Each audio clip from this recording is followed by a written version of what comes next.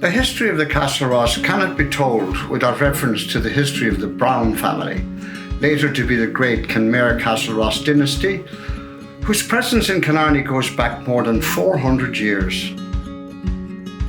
In 1586, the Brown family arrived in Kerry as crown surveyors for the plantation of Munster, and soon began helping themselves to the lands which now correspond to Killarney National Park, including ownership of the lakes and mountains.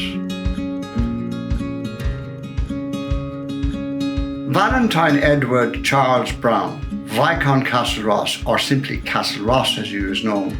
was the end of a long line of Valentine Browns. The Browns were notoriously famous for entertaining such notable figures as Queen Victoria on her visit to Killarney in 1861,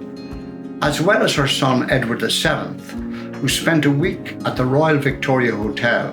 exactly on the site of the present Castlerosse Park 4-star resort.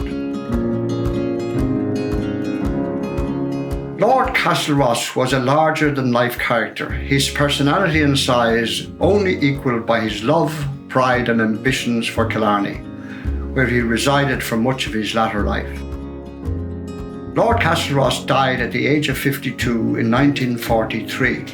but not before seeing come to fruition one of his most successful ventures, the creation of Killarney Golf and Fishing Club. His niece, Lady Grosvenor, later inherited and subsequently sold much of his estate, including Killarney House and part of the domain,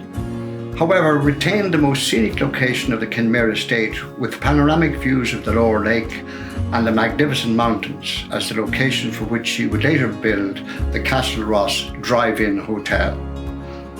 Built in 1960, it has become what we now know today as the Castlerosse Park Resort. Although Lord Castlerosse had many more ambitions for his estate and for Killarney as a world-class tourist destination, I would like to think that through the years we have had a hand in helping him achieve some of what he wished for.